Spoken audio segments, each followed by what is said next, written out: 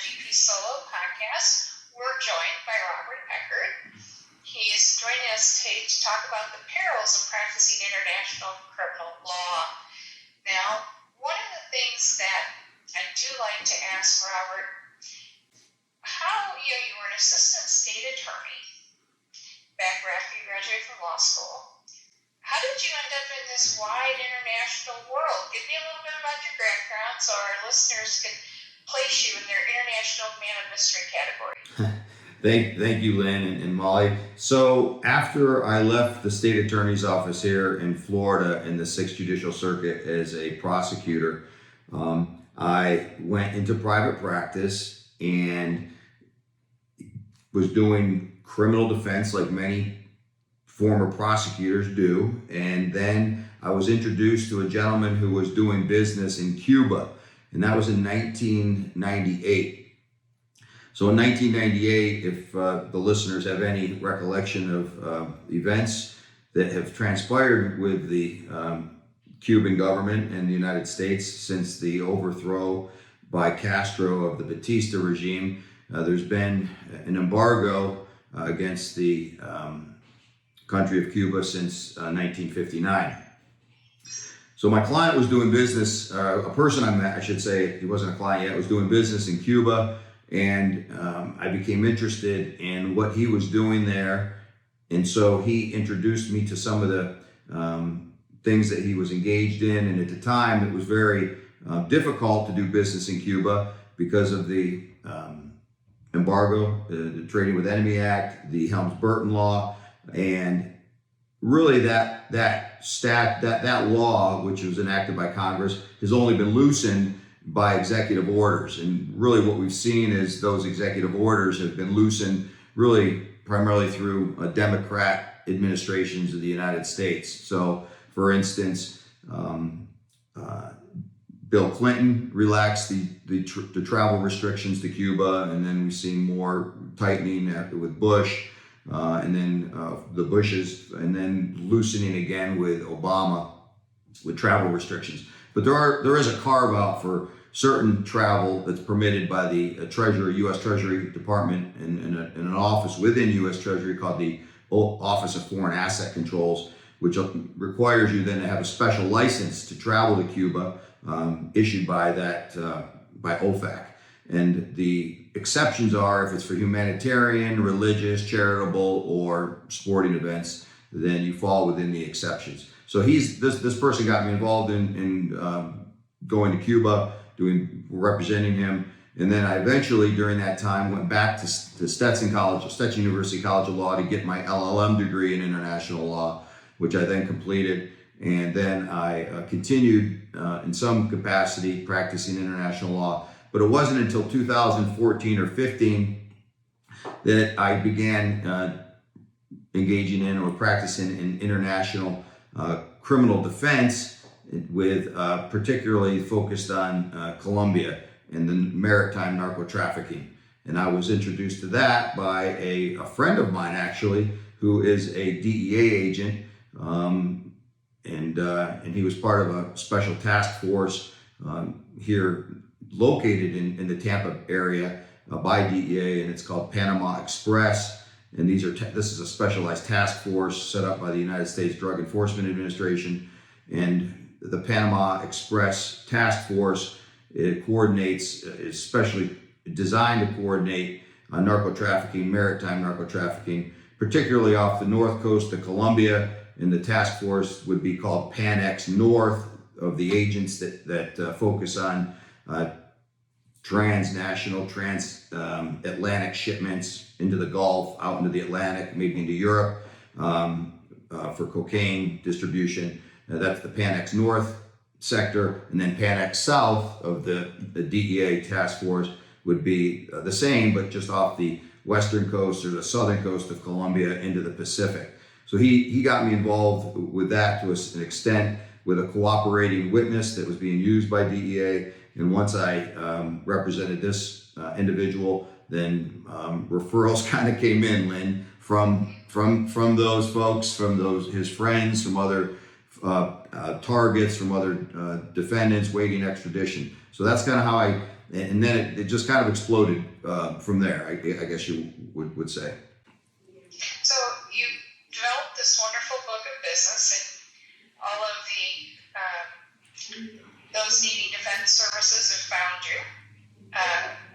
How do you, when you're developing your relationships with these, and you have language issues, you have in some cases maybe some educational barriers, how do you handle that? Do you have local translators, or have you gotten up to speed on the languages that you need, or how have you developed your skills? Yo soy abogado de los Estados Unidos in Florida y Ciudad and Tampa. So my Spanish is gotten better, but it's not to the point where I would certainly leave anyone at the perils of something I might say in Spanish if their liberty or life was dependent upon it. So to answer your question, during the time I initially got involved, I was introduced to another gentleman who had worked with the United States DEA for about 30 years, and he essentially left their employment or working with them, and he was looking for to continue along those lines in this arena. He was originally from Medellin, Colombia, so he was an older gentleman, but he was well seasoned in the nuances of the life of narco traffickers and that culture in Colombia because of his age. He grew up obviously through the Medellin cartels, the Cali cartel, with Pablo Escobar from Medellin. That entire part of the 70s, 60s, 70s, and 80s that he was involved in, and so he was really my eyes and ears, blended into the culture well. So I used him for many years, and unfortunately, due to some health reasons, he stopped. And I do have local counsel down in Colombia. I've met and established relationships in pretty much every major city: Bogota, Medellin, Cali, Barranquilla, Cartagena. So I have folks that are there, either lawyers and or drivers, people that can assist me. I also have people in Panama City in particular, and now have a lawyer that's working with me from Panama City, Panama, and is actually I don't want to say of counsel, but he works here in my office as an international legal consultant and is heavily relied upon for coordination of things that we may get into today, such as communications with clients, communications with third-party cooperators that are down there in Colombia, maybe in the jungles, all sorts of folks. Communications with La Picota Federal Prison in Bogota for my visitation to go into the prison. So I do have somebody that is constantly communicating with my folks, their representatives, and people what I call downrange. Why don't we take a moment and you tell us a little bit on how the procedure works, because most of us, are pretty familiar with the American justice system, but how do they get here for trial, or how do you help them, like from the point of the arrest to, in your case, hopefully for, the freedom part of it. But what are the steps in the case, and what steps do you take? Okay, without drilling down into the minutia of things, so what typically happens, and these are, when you're dealing with an international narco trafficking case, you're typically not dealing with one person that has done something in an attempt to bring drugs or send drugs to the United States or drugs somewhere to be destined for the United States. In fact, that's one of the most difficult aspects of international criminal law, because these operations are not typically conducted with only a few people. They're typically, that's why the word we have to refer to some of these organizations are continuing criminal enterprises or cartels. So the process is typically someone comes on the United States government's radar. And when I say the United States government, I typically mean the United States DEA. Although these task force that I just referenced, such as the the Panama Express Task Force, and I refer to it as a DEA task force, but part of that task force could include 4, 5, 6 people on one task force that includes not only DEA agents, but FBI agents, Homeland Security agents, Coast Guard, right? And they're part of a team. And then what happens is they target in on someone, and typically, they're always targeting on many, but for example's sake here, they're targeting on someone, and there could be, to the point where they get enough evidence based upon Title III wiretaps that they've conducted for communication lines on this individual, or I'll call the target defendant. They may have third-party cooperators that are trying to reduce their sentence, so they have identified, let's say, this individual, this target, as someone involved. So at the point they get to where the agent, the U.S. agent, DEA agent, and again, I'll use DEA agent just as an example, will then seek, preferably, this is what DEA preferably was like, is that they'll seek if they can reach out to this target and see if they can do, if they bring it to a grand jury, which is done by the U.S. attorney, depending upon the jurisdiction it's being handled out of, and it doesn't matter, even if it's in Bogota, or the person being extradited out of Bogota, that person could be indicted out of Houston, Boston, New York, Miami, Tampa, San Diego. It doesn't, there's internal policies that may dictate where that person's going to end up for trial. So let's say if the indictment is out of San Diego, what would happen is, and as an example, is that the agent may attempt to reach out to this target individual while the person's in Colombia and see if they will self-surrender, and let them know that they've been indicted, and it would be to their benefit if they self-surrender. Maybe convince them by doing so they might receive a little preferential treatment. They may get a reduction in their sentencing score sheet. They will not have to sit in La Picota Federal Prison in Bogota for a couple years waiting extradition. They'll try to get them to self-surrender.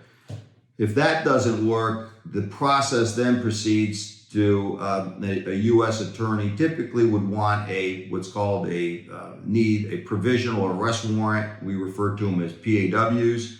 And a provisional arrest warrant would be based upon an affidavit of the DEA agent that would be seeking an arrest warrant and extradition for this target person. And that gets then sent to and approved through the U.S. Justice Department, the Criminal Division in Washington, and gets approved by a federal district judge. That provisional arrest warrant is then, if granted, is sent to Colombia, and then the Colombian government gets that provisional arrest warrant. And my understanding and my experience is, so long as the United States affirms that it is not seeking a punishment for the crimes of, let's say, narco trafficking or conspiracy to engage in narco trafficking, which typically means that the indictment says conspiracy, because conspiracy is much easier to prove for many reasons than it is just trafficking, because you don't need any drugs in a conspiracy, right? Yeah. So typically what would happen then is the provisional arrest warrant would and a declaration from the Attorney General of the United States or the acting Assistant Attorney General of the United States to the Colombian Attorney General that the punishment that the United States government is seeking is not one that involves life imprisonment or death. And once that certification is made, then the Attorney General for the Colombian government will endorse or ratify that warrant and issue a warrant out of Colombia. So now the local federales, the police in that country, would then have a warrant to issue for that person. Now, I didn't mention anything about Interpol. Interpol is the International Police Agency. For those listeners that don't know, I mean, there is no real international police. It's more like an agency, an organization for law enforcement all over the world to share and coordinate information and obtain information. Interpol, if there will recognize and include in its notice, typically called a red notice, if there's a warrant out, let's say, for someone in another country, Interpol can issue a red notice. However, the United States would also need to have a provisional arrest warrant.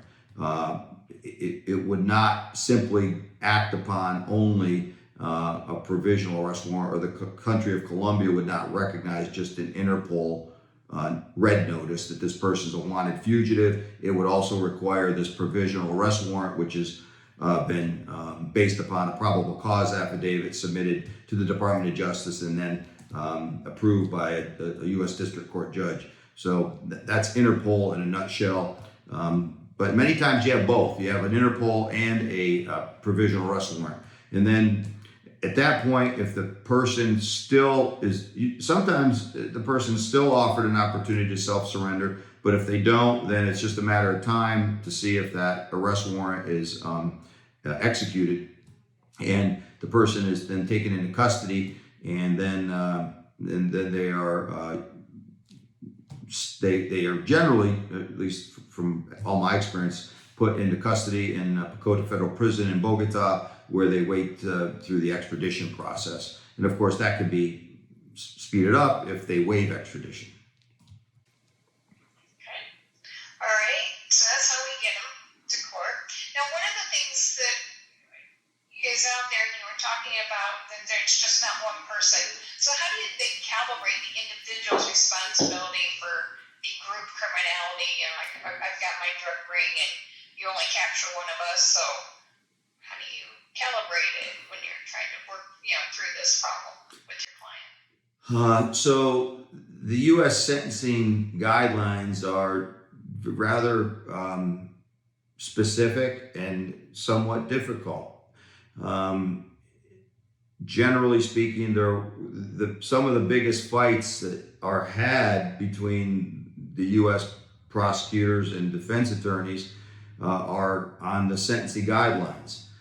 There may be an attempt by the U.S. government to enhance the score sheet because of, let's say, there was weapons involved, or there was a death involved, or simply that my client, they might allege, was a leader of an organization, a higher value person. So they're assessed additional points based upon that level of potential criminality. And of course, then it's my job to attempt to mitigate those enhancements for purposes of sentencing.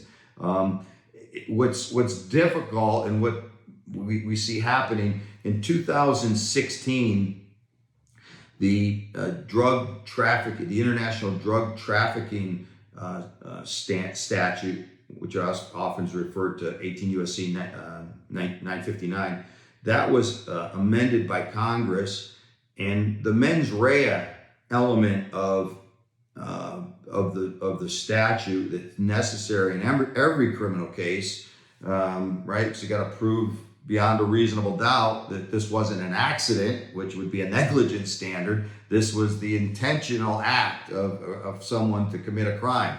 The International Narco Trafficking Act of 2016 changed that mens rea, and not only did it change that the defendant knew or endeavored to send drugs or participate in a conspiracy to send drugs to the United States, but that statute really changed the burden for the United States prosecutors, because then it changed it from knew or should know or did know or endeavored to engage in to has reasonable cause to believe.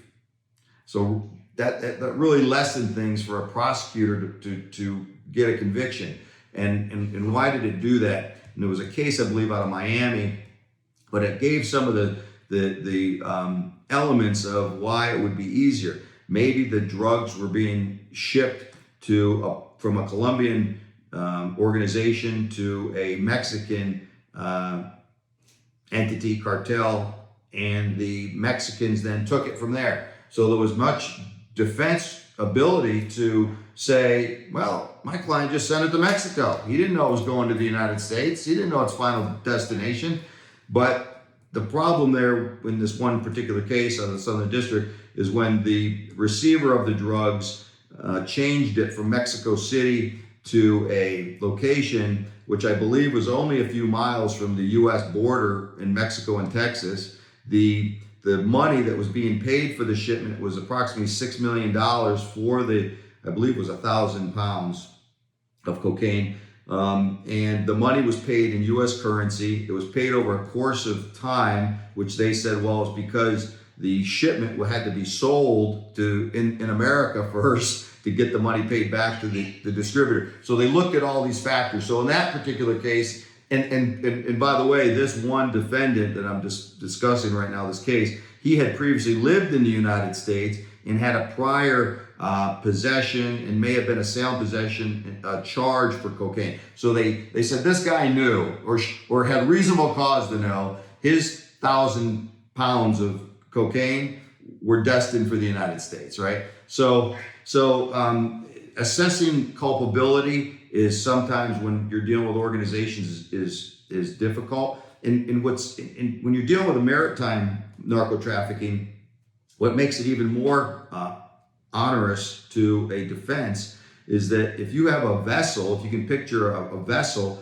that may then have maybe a fishing vessel that's transporting 2,000 or 3,000 kilos of cocaine, what they call up to Honduran Sunrise. It's a route typically used, fishing vessels, narco trafficking, and it's referred to the Honduran Sunrise in the government circles. And the vessel, let's say it contains that 2,000 kilos is owned by, let's say, 10 different groups in Colombia. And group 1 may not know how much group 10 has. And group 3 doesn't know how much group 4 has. But they all put it on the same vessel for transportation purposes, or a submarine. I got a case now that dealt with semi-submersible subs. And so these groups then coordinate, but each group may not know necessarily the other or how much each other's putting on. But once that vessel is seized, each person is charged with the entire amount. Yeah. That's gotta hurt. And so, yes. So those are some of the complications in dealing with the case. So now when we talk about, the different attorney generals and assistant attorney generals cooperating, does it go quickly, or are these people, does the cooperating coordination between the various countries and the jurisdictions, is it swift, or are there ones that are harder to deal with, or does it more depend on the nature of the particular defendant? Well, as I've learned as you have recognized, the best answer usually that you'll hear is it depends, right? So let me say this. I've got an international murder case right now involving a Panamanian government official who's charged with international murder or conspiracy to engage in international murder. The case, my client was indicted in 1992, 6 years before I graduated from law school. The case is still pending out of Washington. Through a series of political issues and maneuvering, the case is still pending. The question becomes, well, doesn't Panama have an extradition? So we have to look at, the answer to the question is, we have to look at whether there's a treaty in place with the country that has the client or the target in custody, or if the client is in that jurisdiction? Is there a treaty in place? So the answer to your question, we look at a treaty, and then if the treaty applies to your client, in the case I just gave you with the international murder case, although Panama has an extradition treaty, it excludes Panamanian nationals from extradition. So in that instance, my client would not be extradited from Panama, but he is not able to really travel outside of Panama because of the Interpol warrant attached with the indictment here and out of Washington, D.C. And So if he wants a vacation, does he go to other countries that we don't have treaties with? So to answer your question, that's a great question. I haven't asked him about his vacation habits, but I will tell you in December, he sent me a picture with himself having lunch with President Maduro in Venezuela. So no extradition, no likelihood of a problem being extradited out of Venezuela. But we are diligently working. I feel reasonably confident that we're going to succeed on this matter. But in that instance, so we look at the treaty. In another case that I have out of Houston, I have a Colombian national that was arrested in Europe for allegedly conspiring to distribute and traffic in large quantities of cocaine throughout Europe. He sat in a prison in Madrid, Spain, for a little over 2 years, and he was extradited to Houston, where the indictment stems out of last month, just under a month ago. So, you know, it could take time. It could take time, and even if a Colombian national is taken into custody and put into PACOTA, it could take several years. And when we deal with these things, we sometimes it's out of the DEA hands, it's out of the U.S. Attorney. So the Office of International Affairs, which is part of the Justice Department, will coordinate that type of proceeding and extradition, and then eventually, you know, U.S. Marshals will arrange for his arrival here. So it seems like for them, it's actually horrible, even if they self-surrender. Just because the amount of time they're going to spend in custody. Is there bail for these individuals once they're here, or not? Okay, so that's really a two-part question. So I'll answer the last part first. So what happens when a let's say, again, I'll just use the example of my Colombian clients. Colombia gets extradited here, and relatively quick, they're brought before typically a magistrate judge, a mag judge, and they are given, it's an advisory hearing, and then shortly right thereafter, there's a detention hearing, as all federal criminal defendants are entitled to in terms of a bail or bond to be released. Because there is no reasonable likelihood of the Colombian national coming back, if that's the belief, that if they're granted bail, typically bail is detention hearings are generally not fought for Colombian national clients. They have no ties or connections to the area. They may no family here. They have no U.S. passport. So there's nothing that would keep them here if they got out pending trial. So unlike maybe a U.S. citizen or maybe a person from another neighboring country that would be easily to get. And so that process, they're detained until trial and sentencing. They generally do receive credit though. So if a person is sitting in Madrid or PACOTA for 2 years, they generally do get credit for that time off of their ultimate sentence. Yes, but if they're lucky enough to be found innocent, then it's a number of years wasted. You know? 100% true. And remember that the difficult part in the federal system as compared to the state system for purposes of discovery is very reciprocal. It's a lot of evidence sharing. The federal system, you know, you get Giglow evidence, you get Brady evidence, you get Jenks evidence, you get Rule 16 discovery, but it's very limited in terms of what is provided to the defense for their client. So you're right. It's difficult, but they do sit, and hopefully they're not wasting that time doing nothing. And what I mean by that is if there's been discussions, which is why I go down to Colombia in part, is to meet with my clients and talk to them while they're in custody, even go into the prisons, which are another whole talk about perils of international criminal law. They're very different than U.S. prisons. If you ever watched Locked Up Abroad, you might visualize what they're like. But while there might be an opportunity for the client to cooperate before they get sentenced with the United States in further investigations of what is going on and what involvement they know about, what they've done, things of that nature. And we recognize, and it's no secret, but two very compelling reasons to do that is in the federal sentencing guidelines, there's something called the 5K1 motion that is a motion filed by the United States government prior to sentencing if the defendant has provided quality information and quantitative information that has resulted in either further arrests or seizures of cocaine shipments. The same thing applies after sentencing in Federal Rule of Criminal Procedure 35. It just happens after sentencing. So two mechanisms to help the defendant reduce a sentence if in fact they're guilty. Now you talked about going down to the prisons and visiting.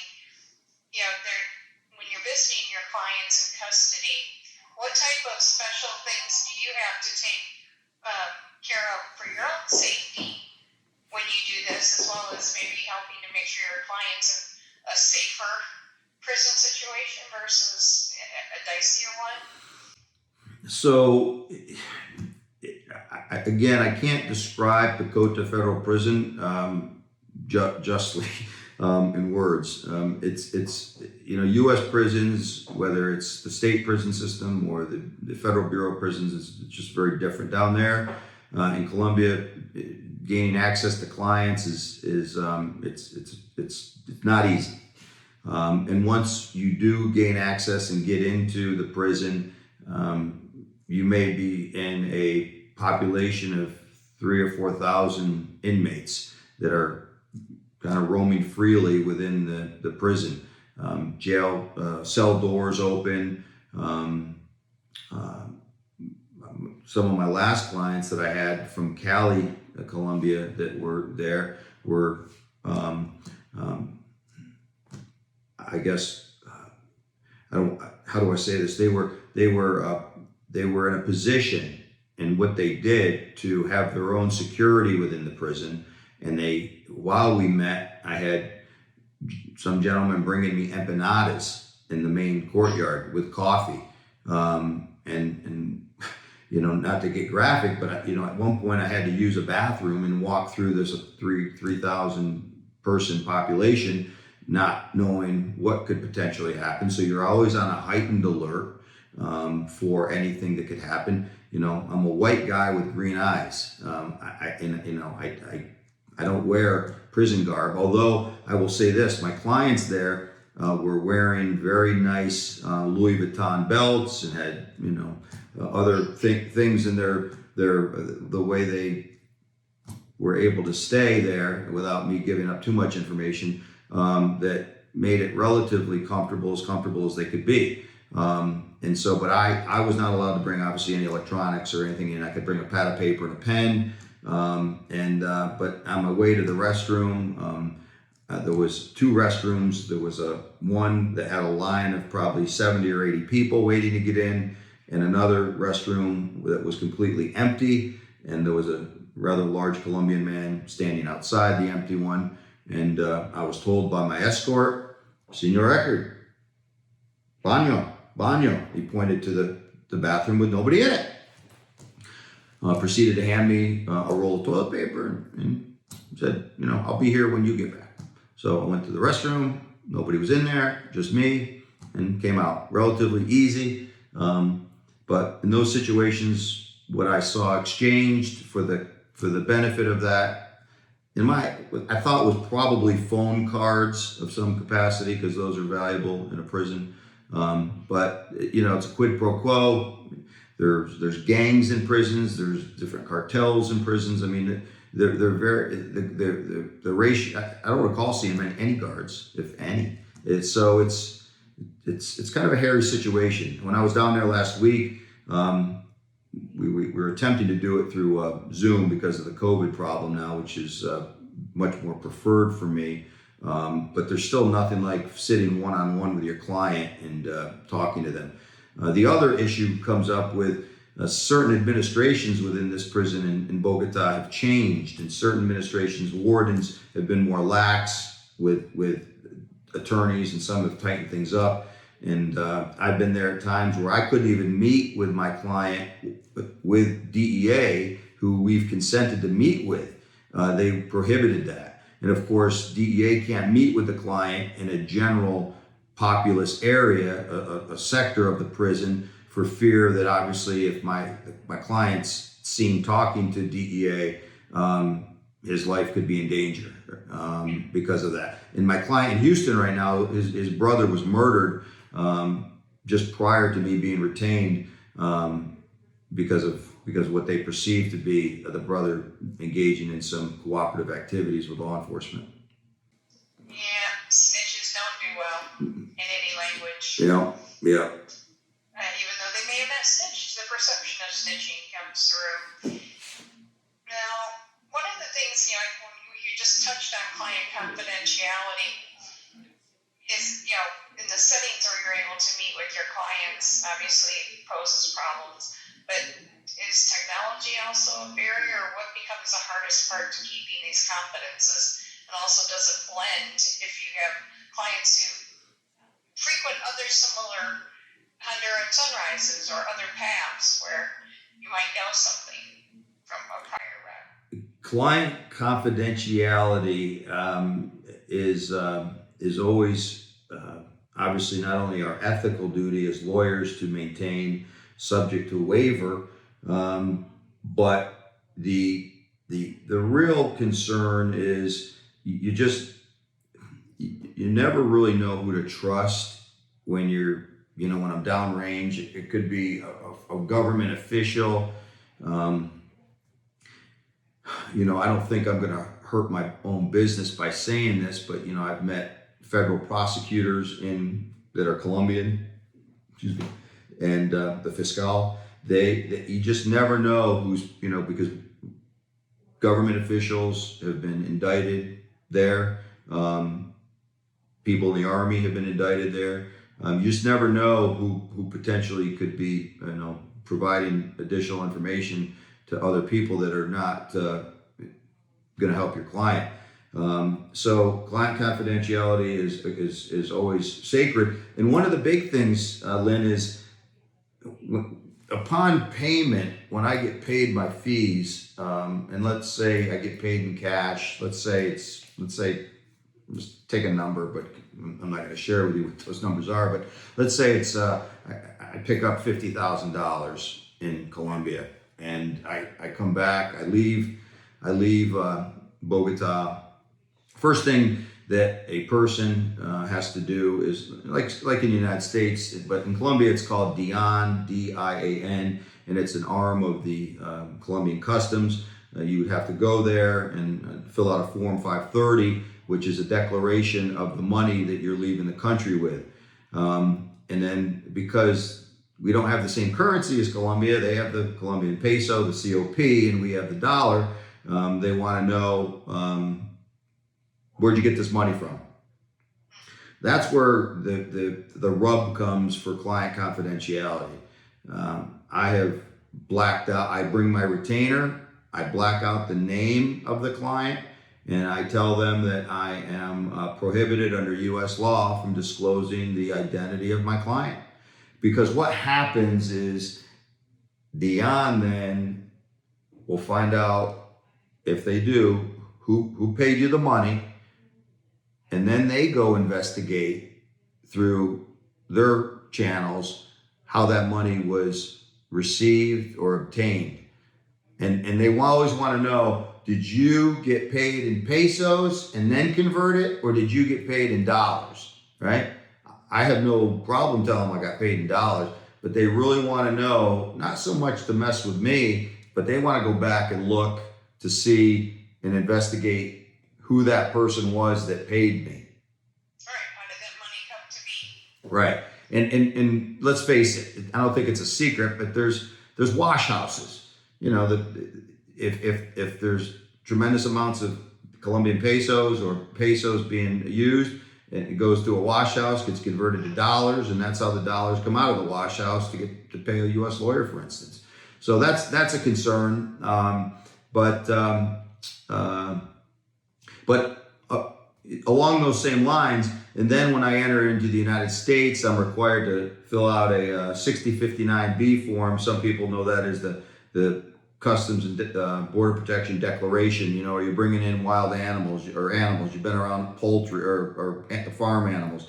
Have you? Are you bringing in any currency or monetary instruments for over $10,000? And so you've got to fill that out if you're bringing in the money. And then if it's over 10,000, they send you to FinCEN, which is where the money is viewed and reported again on FinCEN 105, another form for the government. And then you're free to leave. And then you, as a lawyer or anyone, has to come back to the United States, gets to their office. They have to fill out an IRS Form 8300 for cash receipt. And I put on my clients' names on those. I'm not too concerned about that. I just don't want to do it when I'm in Colombia because I don't want my client to have to face any, or his family to face retribution. I knew the IRS was going to show up in this story somewhere. Yeah. A lot of lawyers, even if they don't do international law, they get paid more than 10 grand. I got to fill out what? I said, you got to fill out that 8300 form. Yeah, they're like, why do I have to tell the IRS? That happens. Now, when you talk about traveling with the cash, do some lawyers use like a Colombian bank to wire it to yourself, or is it safer actually just to take it out cash? It's virtually impossible because of the relationship between the United States and Colombia to get a bank account and wire cash. Yeah, that's extremely difficult, even for Colombians to put it in a bank that may share a branch with a U.S. location. It's not easy, nor do they want to be exposed to depositing 100 grand in a bank account that gets wired to a lawyer, in Tampa or New York. So it's even Western Union is difficult because they got to take the money, the pesos, and then there's a currency conversion, and then it's sent. And I've gotten Western Unions before, not significant amounts of money, but small amounts of money. So they can Western Union, but you get up near that threshold 10 grand and it changes. Everything's pretty much cash. Cash is always good. It is. But people ask me, Rob, are you ever, you ever get scared? You ever afraid? And, I've been in a couple little airy situations before, but you're always on a heightened sense of awareness. But really, Lynn, the biggest concern I have is when I've gotten paid and I'm going to leave my hotel, which I stay in a good hotel by the embassy in Bogota usually, and I'm traveling from the hotel to the airport. That's my biggest concern because you just don't, people know that you've got the money because you've been paid. You just don't know how many people within a group who maybe told somebody, or it's just always a heightened awareness for me when I'm in that situation. Yes, it has to be disconcerting until you land and get to your plane. It is. At least till I pass through immigration in customs in Bogota. So then I feel reasonably safe. I'm going to make it. I just envision myself having one of those moments of, where did I set my bag down? Yeah. You're focused on something on the iPhone, some working mail, and then a bag. Oh, where'd my bag go? Trust me, That's gonna be a lot harder. that thing is pretty much glued to me, Lynn. You can imagine. if any of your viewers have ever watched Locked Up Abroad, they have a series or a segment that they do at El Dorado Airport in Bogota, and you can understand what may happen behind the scenes and people attempting to, smuggle drugs, money, whatever it may be. Yeah. So let's see. Let's go on to a little bit different topic. You touched on them, but what treaties are most important for people to pay attention to in this practice area? Well, for me, it's really important, and of course, the majority of work I do is in Colombia. So for purposes of what a practitioner needs to see or do or understand in terms of international criminal law, they need to be aware of any treaties that exist or are in place between the United States and the country that has the defendant in. Historically, the United States had a treaty with the government of Colombia since 1888, but it didn't discuss anything about drugs or extradition. And then in 1941, the treaty was amended that dealt with drug offenses, but excluded Colombian nationals from extradition. And so then we see, then in, I believe it was and by the way, in 1933, the Montevideo Convention, the Inter-American, I think it's called the Inter-American Convention on Extradition, that both the United States and Colombia are members of, but in order to have that extradition agreement, they both have had to have not only be part of the convention, but they would need to have had a bilateral agreement for extradition. So although we've had these multiple treaties with Colombia in place, it really wasn't until it was 1979 and ratified and went into effect in 1982 here in the United States for the extradition treaty with Colombia that carved out, I believe, in the amendments, exhibits, or the attachments to the treaty, the extradition of Colombian nationals. So you need to be aware of that. Other than that, the importance of understanding from what I do for international narco trafficking defense, the drugs, as I said, going back to the Transnational Drug Trafficking Act of 2015 that went into effect in, I believe, in 16.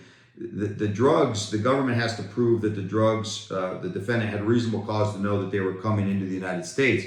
So, for instance, I think a challenge that will be, and I don't want to telegraph, the assistant U.S. attorney in Houston will probably listen to this podcast. But one of the things that I'm facing now is my Colombian client who was extradited from Madrid. The allegations in part were based upon the shipments of large quantities of cocaine into the European Union. So the Transnational Narco Trafficking Act of 2015 would not necessarily apply because those drugs there was no reasonable cause to believe they were coming into the United States as compared to Europe. So as a practitioner, you just need to be aware of the laws, how they change, and certainly the packet of information that's supposed to be provided to your client upon his arrest. They often say, I hear clients say to me, I don't know what I'm being charged with. Well, you kind of know, but maybe they don't know. And that's another difficult thing to talk to clients about, because they're supposed to be provided with a packet of documents that both reflect the provisional arrest warrant, the indictment, the extradition paperwork, all of that in their native language that they would receive upon being arrested. Sometimes they get it, sometimes they don't. And as probably most of our listeners realize, before the indictment is unsealed by a U.S. district judge, we don't see the indictments and know necessarily what all the charges are, which kind of dovetails into the importance of, as soon as you're retained, having contacts within the DEA is important in these circles so that you can try to reach out and see who the case agent is on your client. And if you know somebody or you get in touch with someone at DEA that's working these Latin American corridors or Mexican corridors or any corridor for narco trafficking, they could likely identify who the case agent is so you can try to reach out to them or at least get a message to them that you're representing so-and-so that they can reach out to you. Some DEA agents, very few, don't seal their indictments. So then you would see what the charges are. But most indictments are sealed, and you don't get them until the defendant is typically brought before a U.S. magistrate, extradited, brought before a U.S. magistrate, and then the process begins here for discovery. So sometimes you don't necessarily know all the counts in indictment or all the charges in indictment or how many people are in the indictment. And you may get the indictment, and in the case I have now, there's multiple people in the indictment, but I don't know who they are because if they're not already in custody, those that are not in custody, their names are redacted by the United States government, and it remains under seal, except for I can have access to it, but I don't know who those other players are. So there's a lot of... It's hard to do your defense if they're involved. It's difficult, but I get the government's position. They don't want to telegraph, in some cases where these other targets, these other defendants are wanted, and then they know that, and then they kind of, disappear to another country maybe, or just, vaporize. So before we go, what courts are your favorite? Do you like having them here in Florida, or do you like going to Texas a little more for your hearings? I really enjoyed San Diego. I like San Diego. It's a beautiful part of the United States, Southern California. I felt like the prosecutors and the DEA agents out there were very good, excellent. Our prosecutors here in the Middle District of Florida have been very good and professional, no complaints there. So I like the Middle District of Florida. I love Houston. I do. I love Houston. The sentencing guidelines are supposed to provide at least a level of uniformity and non-disparity, whether you're in New York or LA or Texas, but that's not always the case. And so you may get a judge in, I'll just say Texas, Houston, Eastern District, and Dallas, wherever, that may have a little bit more tighter belief in the departure guideline, departure reasons than maybe a more liberal judge in San Diego. So it does vary on the jurisdiction, but if I had my choice, I'd prefer to stay closer to home. Okay. Southern District of Florida, Tampa, Miami. Well, I figured with all your traveling, you've probably picked up a few things that you like, like maybe you did barbecue in Texas, California, go off and get a few other nice treats out there, some avocado treats. It's at our time slot. I could go on for days listening to this because it's so interesting. You developed a wonderful practice, and we thank you on behalf of the GB Solo Division for sharing your time with us, Robert. You never know when we come calling back because, I'm co-chair of the programs board, so as Molly and all of the ABA staff can tell you, people have said they get reoccurring appearances from time to time.